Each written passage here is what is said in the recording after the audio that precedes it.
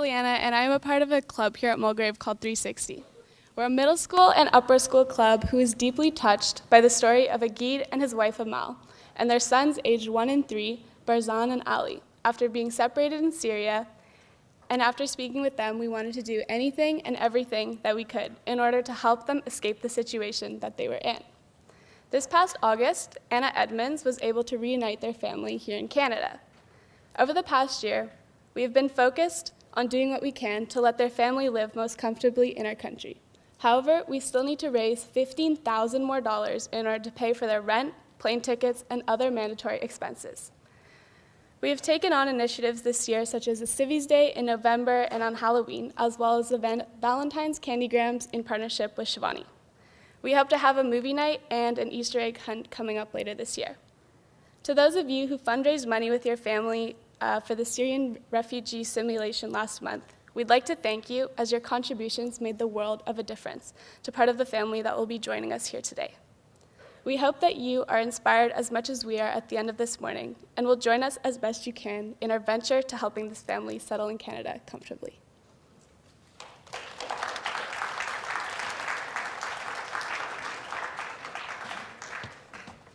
Hi, everyone. So Mohammed Al-Asaleh, right? Okay, is a Syrian Canadian advocate and works as a refugee sponsorship trainer, helping refugees and immigrants to Canada resettle and adjust to their new home. Mohammed is also a TEDx speaker who has a talk coming up on March 3rd. I will send out some information on that. And we are all very lucky to have him here, so please give a warm welcome to Mohammed.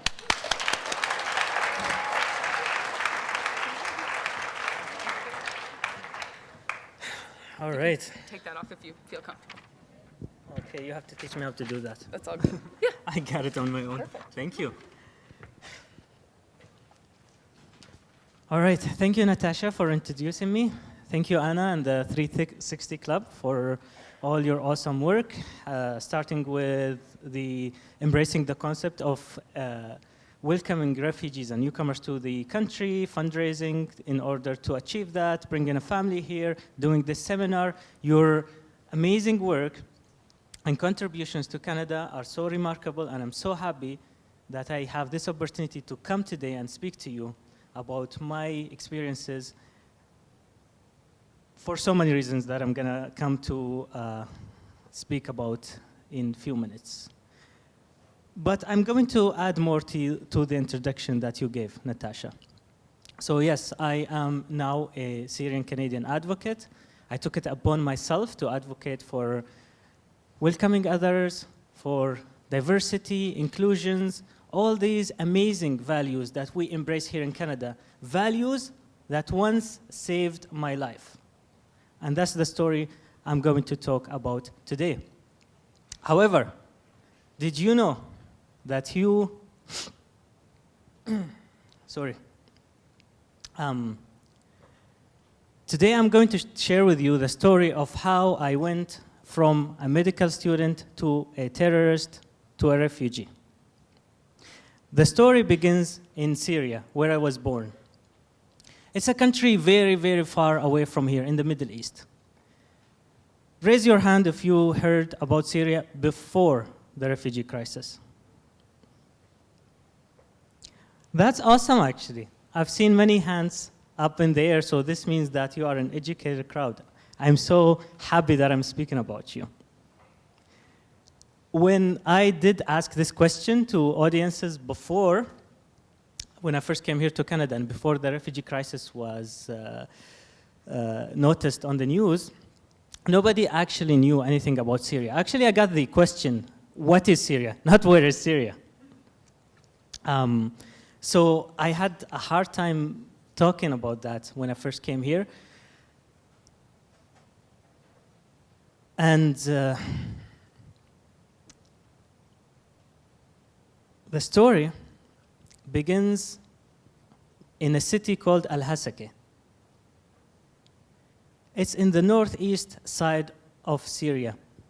If you're familiar with the map, it is that corner of Syria that is between Turkey and Iraq. My city is 1 hour away from Agid's city. We're neighbors, actually. And having mentioned that, Let me tell you more about the diversity that exists in Syria. Let's talk about me, for example. I come from a family where my father is an Arab, and his family are Muslims. My mom, on the other hand, is an Armenian, and her family is Christian. Our family lived in a Kurdish neighborhood. So that's why I love to describe Canada or Syria as a small Canada in the Middle East.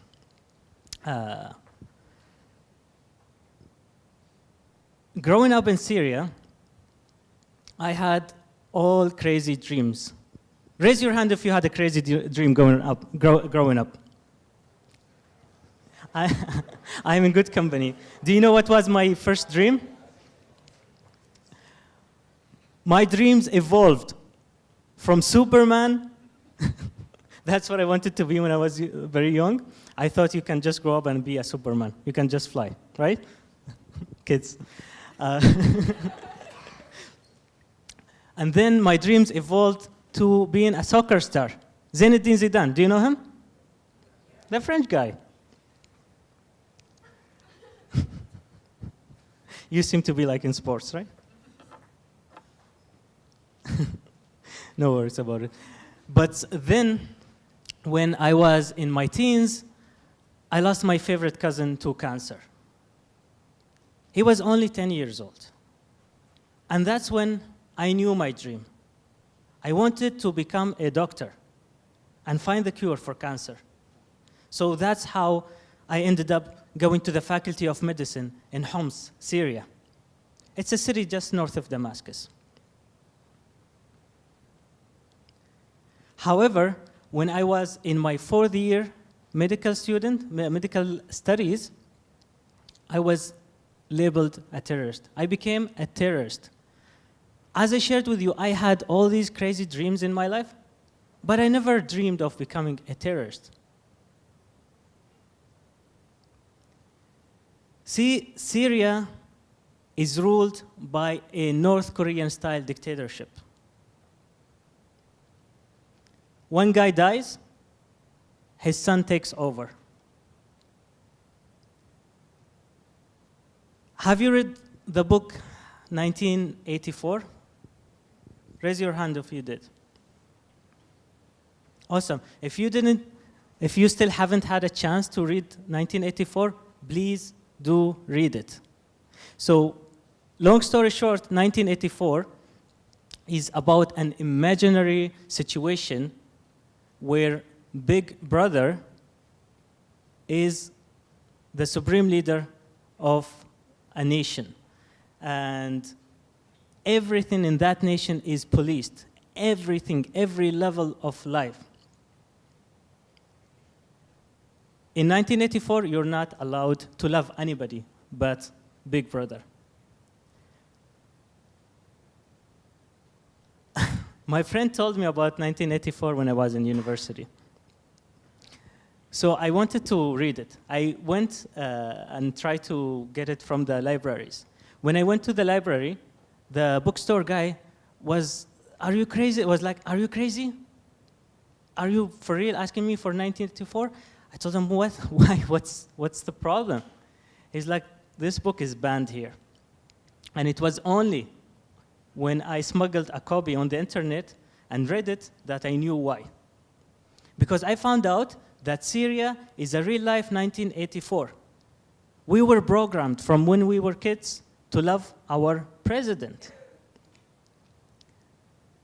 You are told, growing up, that walls have ears.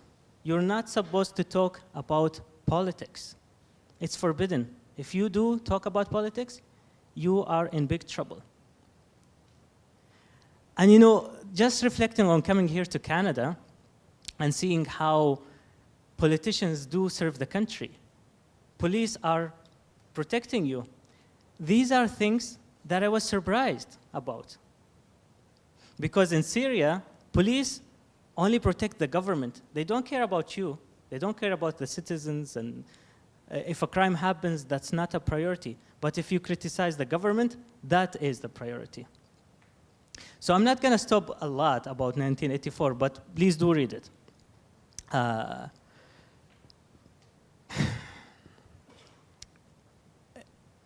In the year 2011, the face of Syria changed, including my life.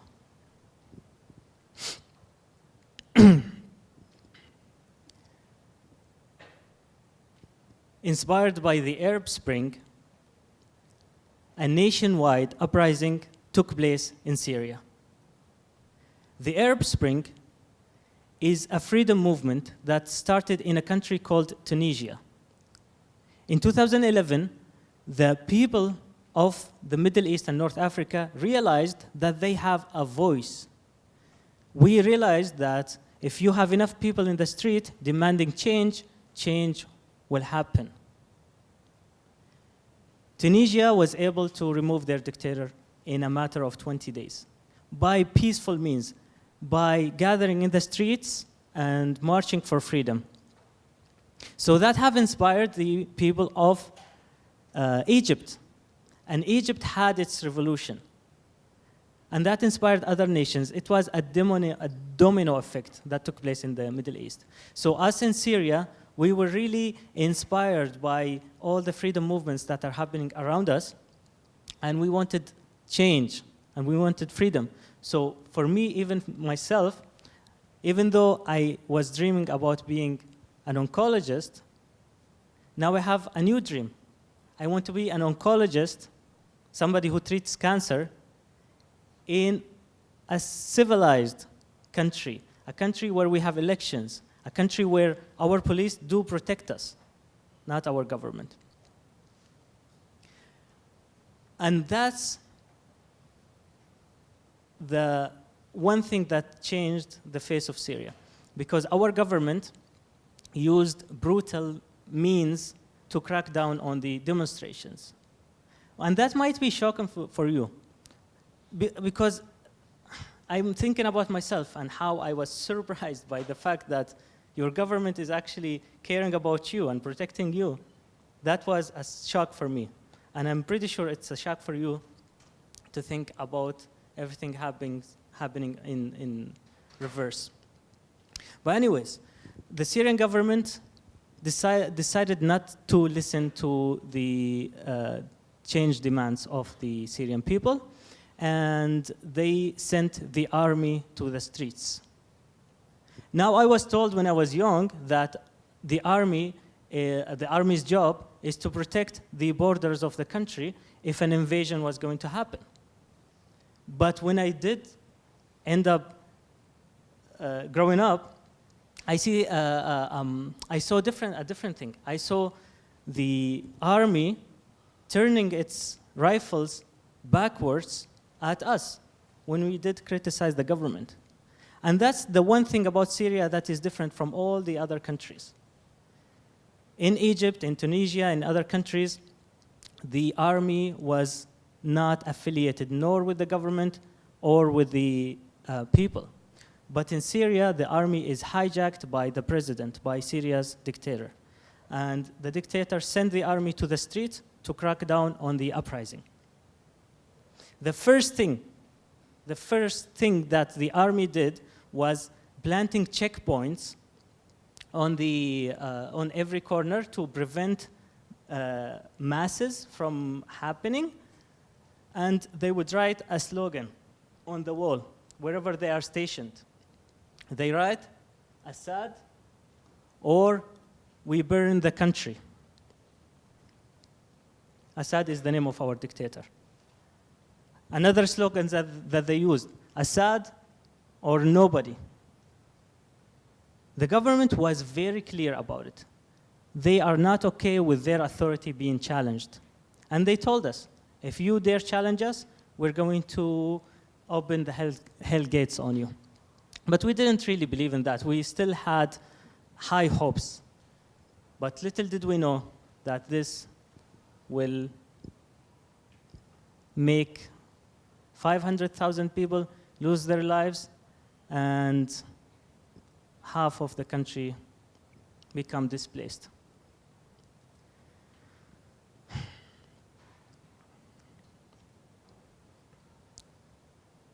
So enough about Syria. Let's talk about the global issues, because this introduction is very important.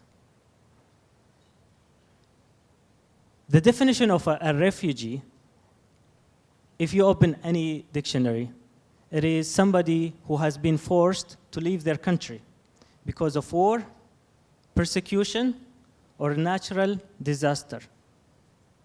That's the definition. The operative word here in this definition is forced. Refugees do not choose to be refugees. I just shared with you my own plans and dreams. If I was following my own plan, I would be a doctor in Syria trying to find the cure for cancer. But I lost that, and that's how I became a refugee. I didn't choose to be a refugee. I didn't even know or think or contemplate the fact that I might be doing a talk in West Vancouver to Mulgrave students in 2018, one day. That's, if you tell me this 3 years ago, I will tell you you're crazy. I'm in the Middle East, and there's no way this is going to happen. But, you know, life can change in a blink of an eye.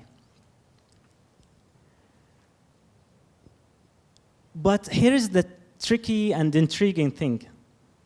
Many people think that refugees are just somebody else's problem. Refugees are just some people living in depraved conditions in the Middle East.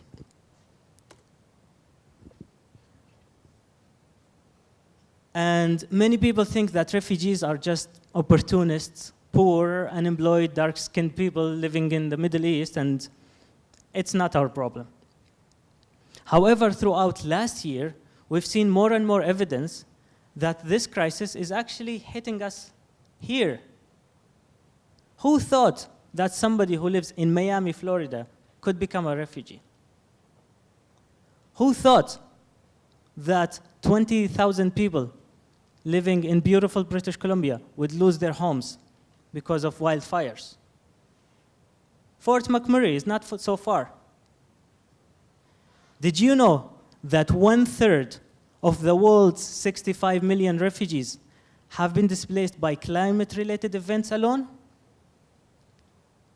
Did you know that according to the Environmental Justice Foundation, in the next 30 years, climate change will force up to 150 million climate refugees, they call them, to move to other countries?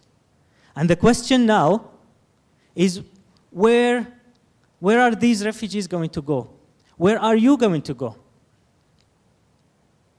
I ask you, how much more dramatic do these huge numbers need to get before this crisis gets urgent attention? Until this day, there are many countries that think that the refugee crisis and the looming climate crisis is somebody else's problem. But wait until they feel the impact at their doorstep. Just recently, Italy and Turkey and Germany have experienced it. Germany was forced to take 1 million refugees, and now they are adjusting with it.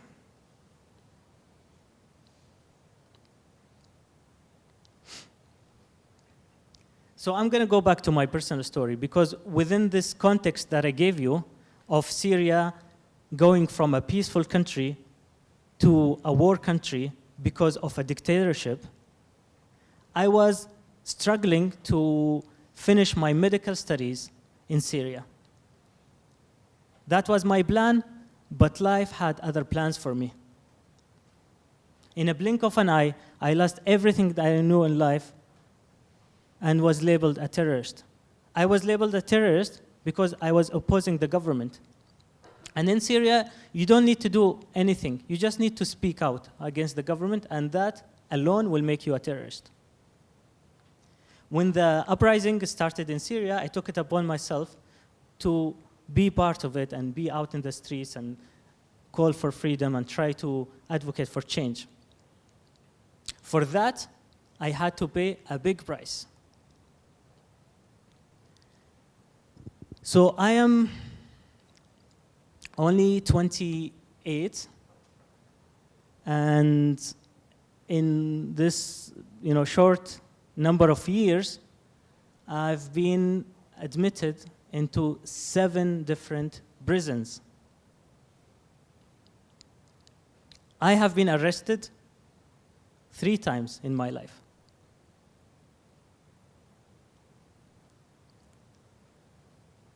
I've seen so many things, so many bad things, that at some point I thought humanity is just darkness. I thought that since we human beings are so capable of evil, to the point that I imagined that we can be so dark, but we're not capable of doing something else. I'm really struggling to make sense of that, because when your whole existence is threatened and you're facing the most horrific thing ever, there are no words to describe that, I guess. But I made it. I made it out alive.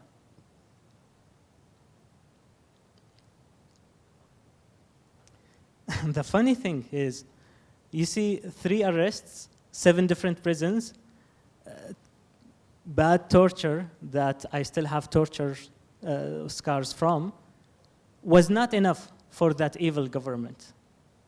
It wasn't enough for them. After I survived all of that, I was charged with terrorism, 3 charges of terrorism. And I had to go to the court and stand in front of a judge and defend myself. And it's so silly. Do you know what was the first charge? Conducting terrorist acts. That's what they call demonstrations. That's what they call protesting. The second one was establishing a terrorist organization, which stands for organizing a demonstration. And the third one is encouraging people to join a terrorist organization, so encouraging people to revolt.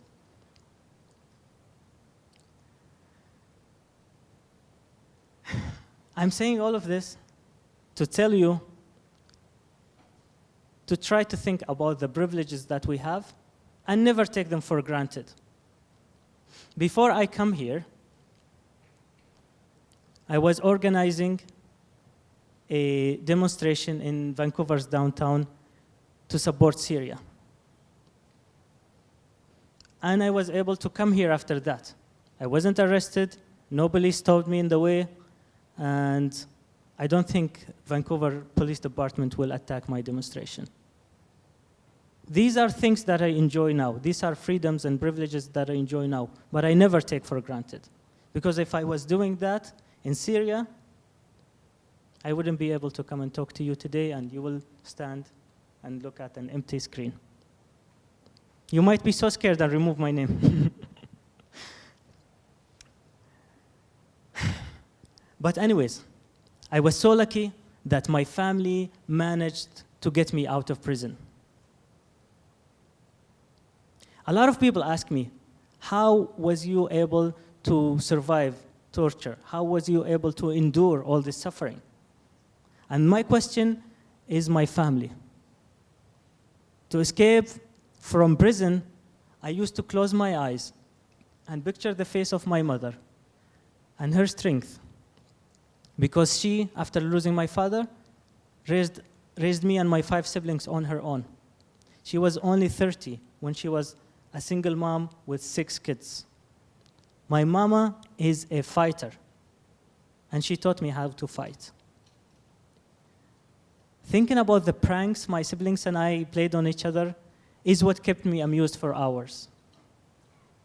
Remember, guys, family and the love of your family is the best thing in the world.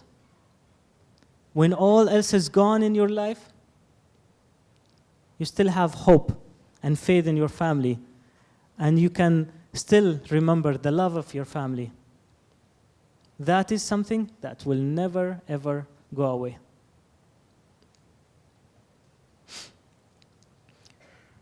So when I was a medical student, I was labeled a terrorist. And because I was labeled a terrorist, I fled the country and was labeled a refugee. After surviving this horrible experience, I decided to go to Lebanon. And Lebanon is a really interesting place. It's a really, really small country. Are you familiar with how tiny Lebanon is? Raise your hand if you are. Very tiny. Did you know that Lebanon is the size of Metro Vancouver? If we think about Vancouver Island, Lebanon, the country, is 1/3 of Vancouver Island's space. Very tiny, microscopic country. So that country is overwhelmed by an influx of 1.5 million Syrian refugees. Imagine for a moment that 1.5 million refugees come to Vancouver, to Metro Vancouver, or to 1/3 of Vancouver's island overnight. Not because they want to, not because they chose to, but because their home have war. Their home is no longer there. So Metro Vancouver have actually welcomed 3,500 refugees so far.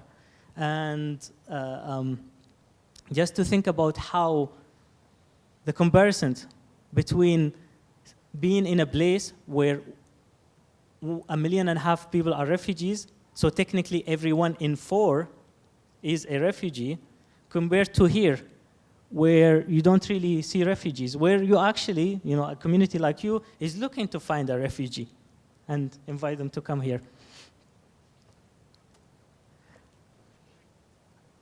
And let me tell you that the the limited resources of the small country of Lebanon were overwhelmed by the influx of 1 million refugees.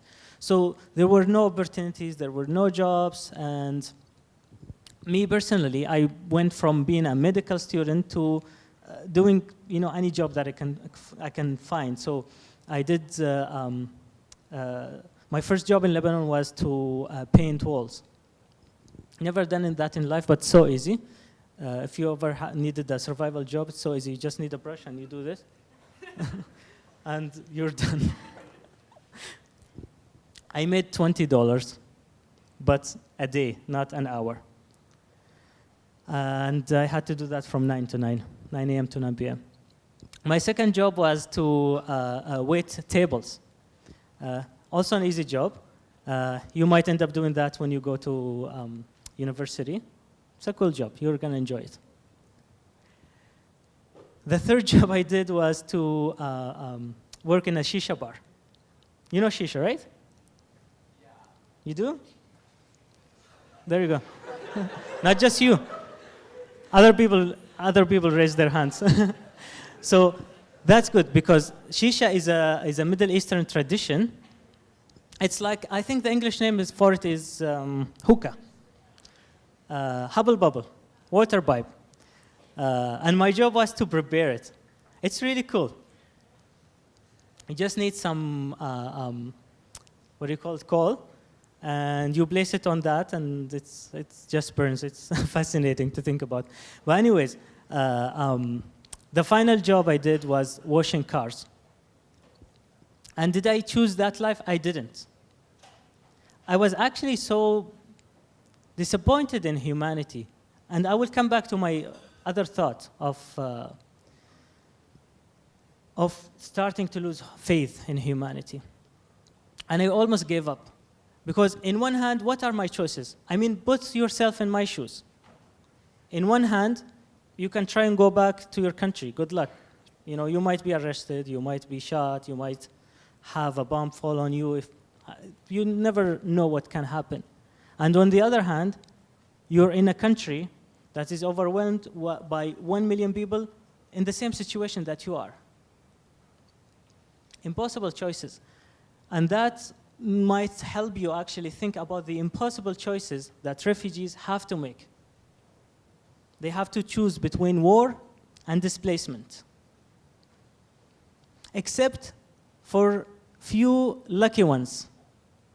People like me, people like Agid, who get a fresh start in a fresh country somewhere else. one day, I was working in the car wash. I was washing a car, a job that I get so tired of. Imagine washing cars from 9 a.m. to 9 p.m., getting paid barely something that is barely enough for you to survive. But one day, I received a phone call that changed my life. I picked up the phone and was having one hand on the car like this, and the other hand is like trying to make, yeah, hi. And it's like, okay, I stopped. Yes, I am Mohammed Saleh. Yes, I am very interested. Do you know what they are telling me on the other side? They're telling me that we are the United Nations and we've heard your story. We might be able to help you. Are you interested? So that's when I stopped doing what I was doing. I was like, yes, I am. And that's when I had hope back, because I found out that the United Nations is going to help me come to Canada. That was in 2014. Back then, Canada accepted Syrian refugees for the first time ever.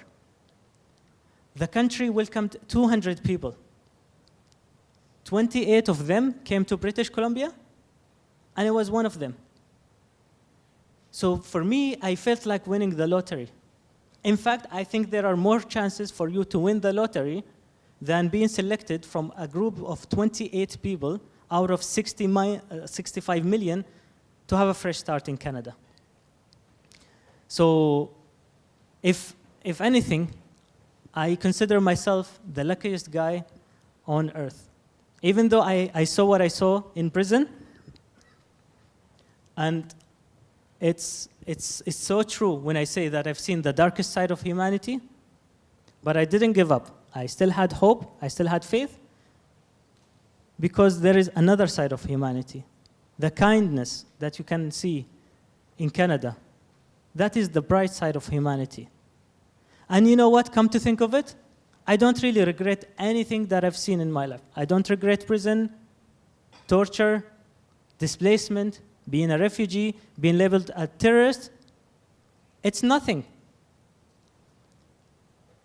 Because if you don't see two sides,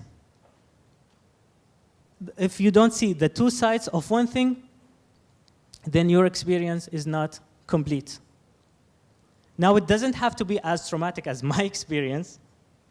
You can think of it this way. Think about sickness and health. If you're never sick, you will never appreciate health, right? 3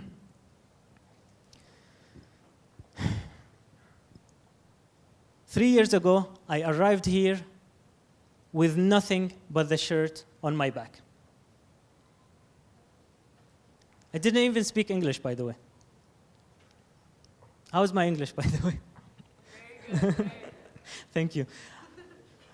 I had to learn English from scratch. Actually, I'm just thinking about it, and my first time speaking in public was at Mr. Vaudry's class back in St. John's. He was teaching there, and I came and spoke to your class. And thank you so much for that, because I'm thinking about this moment because it really highlights the impact that welcoming refugees have on refugees. Because on that day, I didn't really have that confidence that I can speak to a crowd and share my experience. But Mr. Vaudry, who is representing the Canadian public, was so supportive and encouraging. And he and he encouraged me to share my opinions and my views with his students. And I made that, one step into doing it, and no matter what happens, I don't care. And I did believe in that concept. And after spending some time with students in St. John's, we're done? Okay. And thinking about the impact that had on me, I came out on the other side after that experience a more empowered person. And since that day, I've been speaking in public to crowds on audiences in high schools and universities and galas across town. In fact, I am invited to speak in London next week on the 27th. I don't know if I can go there because I don't have a passport and I travel on a refugee document. So wish me luck that I can go there and share my experience with London. So I don't know, it's been so rewarding for me to be able to come here, stand in front of you, feel your energy, your compassion. You're so awesome. Keep on embracing your values. What you make really makes a difference. Embracing the concept of welcoming refugees and welcoming newcomers strengthen our Canadian communities. No matter how long have you been here, no matter how generations you've lived here, if you're not an indigenous person, you're from somewhere else. You are an immigrant. So by rejecting immigrants, you're against yourself. Yesterday, just to sum up, yesterday the United Nations, the UNICEF, the UN Childhood Agency issued a blank statement, a statement with no words, to send a message to the world, to say that there are no words that can be said to describe the atrocities that are taking place in Syria.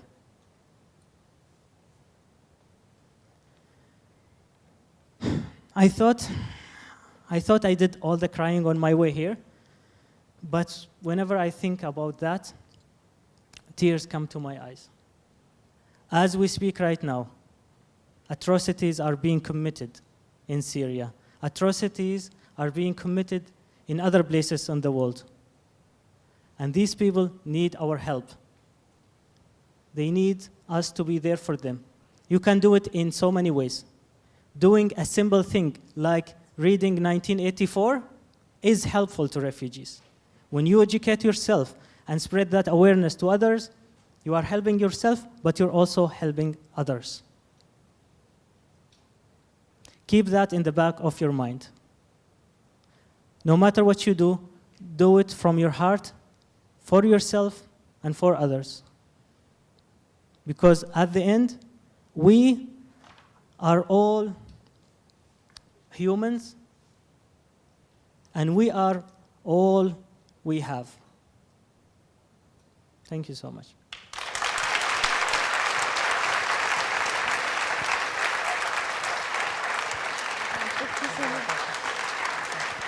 Thank you so much, Mohammed. That was an extremely powerful speech and story. Now let's invite up Ajid. He recently moved here in August. The 360 Club has organized several events in order to raise money for their family to have the privilege to come to Canada, and they recently arrived in August. Ajid is the father of two wonderful children who are 1 and 3, Barzan and Ali, and they're happy to be here in Canada. Please welcome up Ajid to say a few words. Thank you.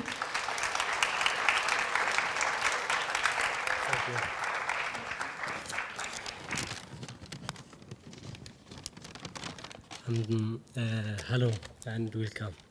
My language not very well. I'm sorry because I'm new learning English about 4 months. My name is Agid. I came to Canada last summer from a refugee camp in Kurdistan, Iraq.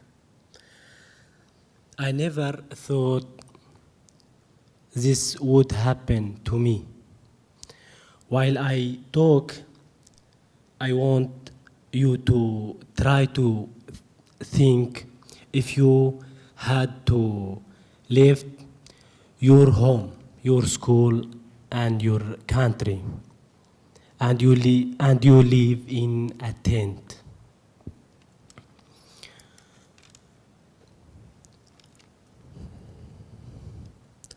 With no job, no money, no friends, and no neighbors. Before I had to leave Syria, I was studying physics at university.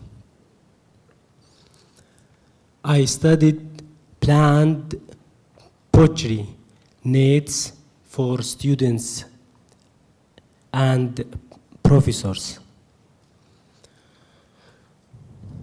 play soccer and rode horses. I also meet my wife, Amal. In Syria, my door was always open. When we want to visit, we don't phone. We just go and visit. After a few months after we were married, everything finished. Can you believe for one day to the next, you don't have anything? Only a tent. A camp of thousands of tents in an area of 40 houses. Here, there would be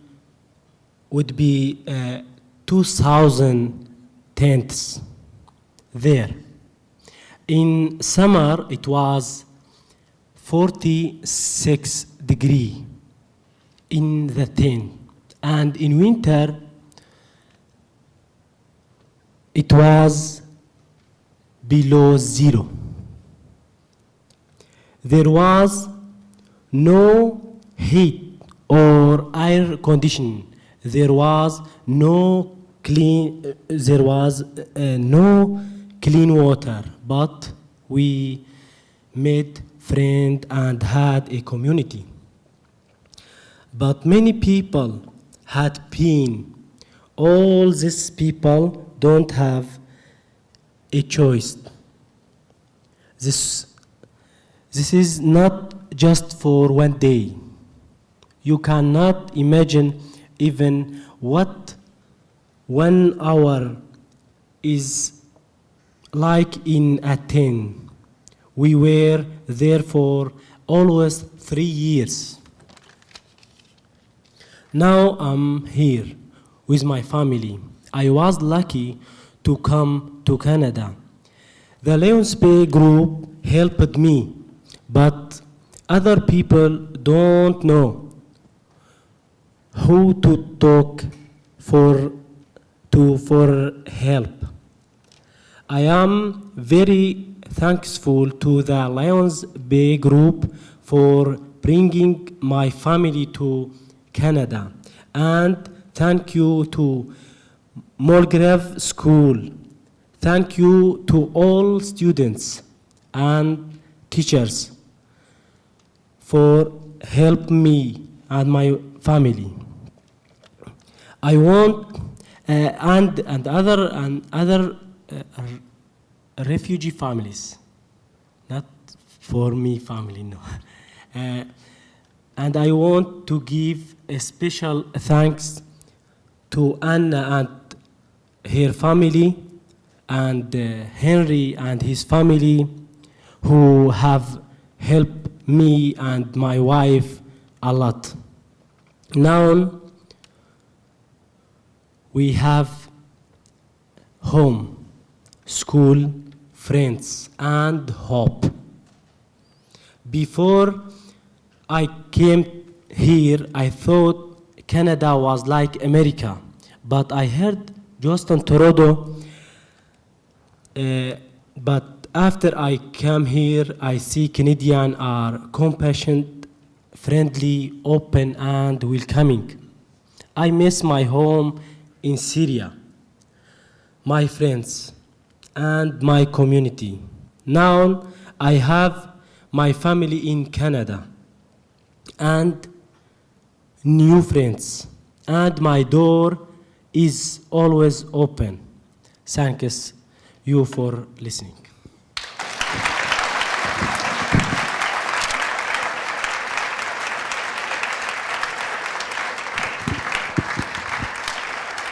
Thank you so much, Agid and Mohammed. And if you're inspired by this talk, please go support Mohammed in his talk March 3rd at the Stanley Park TEDx. And as well, you can all join the 360 Club where we meet Tuesdays. If you guys, anybody have questions for Mohammed or Agid? No? Yes, Natasha?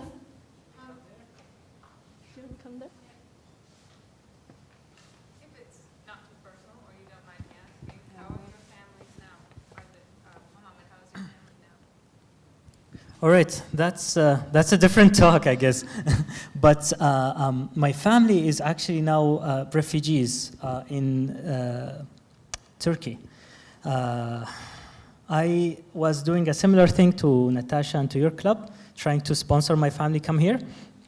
And it's another amazing story, another amazing Canadian story of mine, where I was able to fundraise $60,000 to sponsor my family. Thanks to the generosity and kindness of Canadians, I was able to do that and send an application to bring them here, but it's taken longer than we want. But the good news is they have interviewed for Canada just recently, and they are expected to come here in the next few months. Thank you.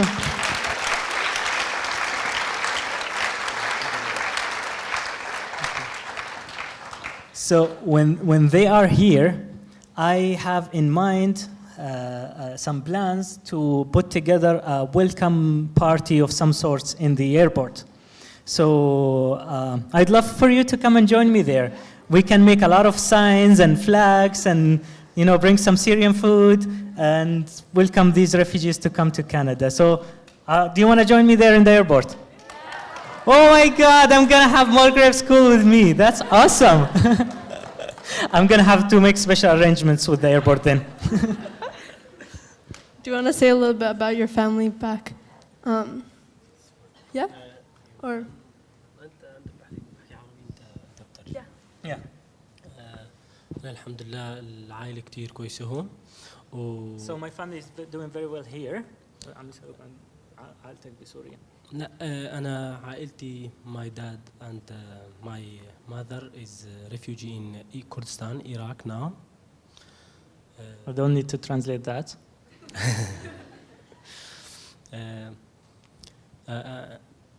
أأمل أن يكونوا بخير.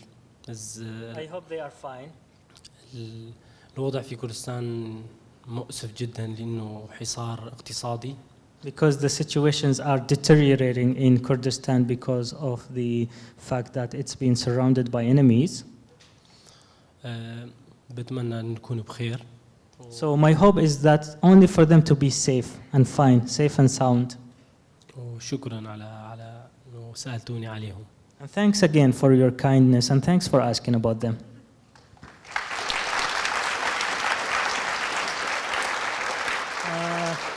I see one hand first there, and I'm going to come back to you. How did you decide to go to Vancouver? Was it a decision that you made, or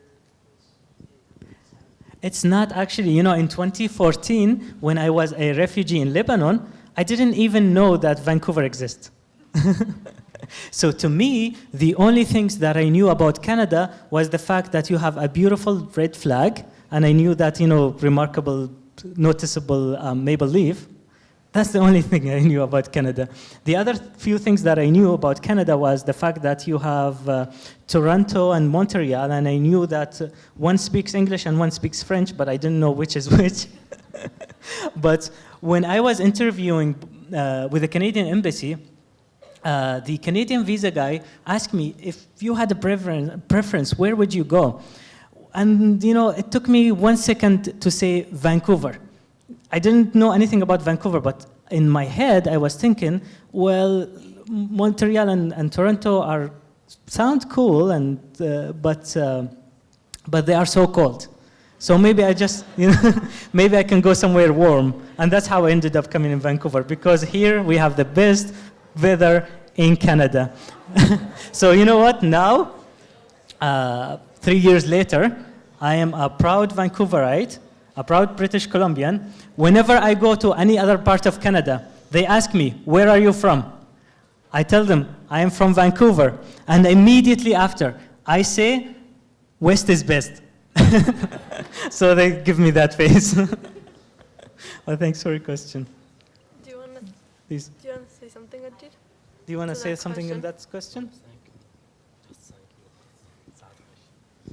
My question is, with all both of you have gone through, how did you keep your faith in humanity? What made you, what allowed you to continue believing that people are capable of doing better? Can you translate that question to Ajit? Thank you. That's what I was thinking about doing actually. So السؤال هلا رح نجاوب عليه اثنيناتنا، بس السؤال اللي بيطرح نفسه لك يعني ناخذ بعين الاعتبار كل المعاناة وكل المشاكل اللي عم تصير والشر والحرب وشلون البشر عم تعمل شر لبعض. كيف فينك تضل سوري كيف استطعتوا تتغلبوا على هاي المصاعب ويكون عندكم لسه امل بالانسانيه؟ يعني شلون ما فقدتوا الامل بالانسانيه؟ هذا السؤال. انا ولا بلش انت. بالعربي ولا بالانجليزي؟ والله بالعربي. اوكي انا بترجمه لك، بس خلي الجمله قصيره انا بترجمه لك. الانسان هو خلق ليكون عنده اراده. اول The first thing I want to say is that a human being is born with determination. That is something that we are born with. هو الانسان بدون اراده ما بيقدر يتغلب على اي شيء. And without determination, you wouldn't be able to overcome anything. امريكا وكندا قبل اذا بنعيد التاريخ قبل ما كان فيها ساكنين حدا، الانسان اجى بارادته وعمر هاي البلاد ونحن هلا عم نشوف الحضاره. So if we think about Canada and the United States and how it was built, we can relate to the concept of determination and having willingness to build given the complex history that we have here. ونحن كمجتمع أو كأناس عايشين في الشرق الأوسط، هو الشرق الأوسط حافل بالصراعات، فنحن تأقلمنا أنه نبني، هم يهدموا ونحن نبني. And having born in the Middle East and having grown up in that part of the world where we have a really long, complex history of conflict and violence, we got used to that. Actually, they always destroy things, our governments and our oligarchs, they always destroy things, and it's been our historical duty to fight that. الإنسان لما بيفوت بصراع هو ما بيكون عنده خيارات، هو بيحاول إنه يشق مستقبله ويشق طريقه، راح يعاني كتير، بس لازم ما يفقد الأمل ولازم يستمر لا يقف على رجليه مرة ثانية. كلنا كان عندنا قبل الحرب كان عندنا حياة وكان عندنا عمل وكان عندنا مستقبل، وإن شاء الله راح نستمر وراح نبني من جديد مستقبل مشان يعيشوا أولادنا. And okay, that was so long. Okay, I hope I can capture everything. But he said, before the war, we had our own lives and our own dreams and our own plans. And when the war broke out, we didn't just give up. We fought and fought and fought because we learned that it's only by fighting that you can survive. If you stop fighting, you lose.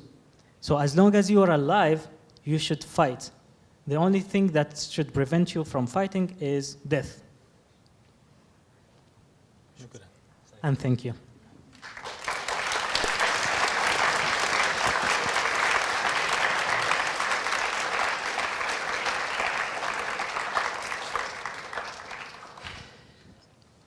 Well, I'm not really sure how to follow up with that. But I share the same values and reflections and ideas when it comes to having hope. I actually did a TED talk about hope and the importance of hope. So if you can Google my name and look up my other TED Talk, you are going to see the 15 minutes version of answering this question. But I'm going to try to sum it up with 1 minute. And similarly, I would say, when you are facing a lot of hardships and you don't really have a choice or a say on your circumstances, you have no other choice but fighting. Because if you stop fighting, you are going to lose. Now, different circumstances and different contexts can impose different realities in front of you.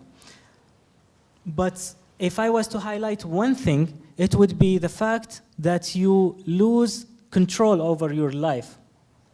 And that's when you go from a normal, regular person who can make choices and, take different routes, into somebody who is whose path is defined by certain circumstances, and you can't really choose. You lose control over your life, and you lose the fact that you can have choices. So everything that happens is against your will, imposed at you by external circumstances. And that's how people go from being normal people into being on survival mode. So survival mode is when you just want to survive, because if you stop fighting, you lose, right? And that's the doing my work and everything that I do here in town, that's talked about as culture shock. Culture shock can be, in the Canadian context, is when people come here and they face the hardships of moving, and they have no other choice but to embrace it and deal with it. So similarly, facing displacement or facing prison is handled in that same way. You don't really think beyond your circumstances. Just embrace them and fight them, knowing that you have to win. And I've had so many moments in my life where I thought that was it and that was the end. When I was arrested, or when I was tortured, or when I became a refugee. But I always thought that there is more to it. The fact that I'm still alive and have a breath and my chest is moving means that I made it, that I'm still here. And only death can stop me.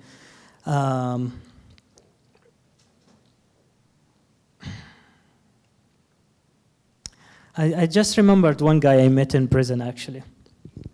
And I'm going to end with what he told me. Because he told me something that I will never forget.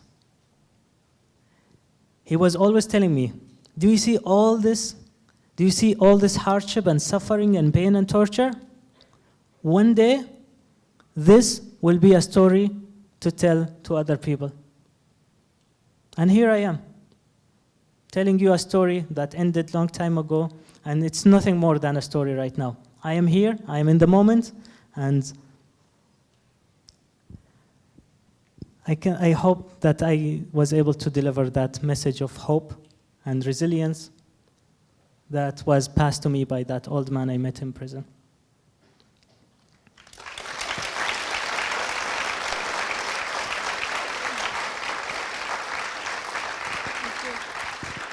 Thank you so much. I don't want to, as you guys saw the time there in my screen, I want to cut into your guys' recesses. But thank you so much, Mohammed and Agid, for coming. I hope this was inspirational for all of you as it was for myself. Thank you. I'll give you guys. Thank you.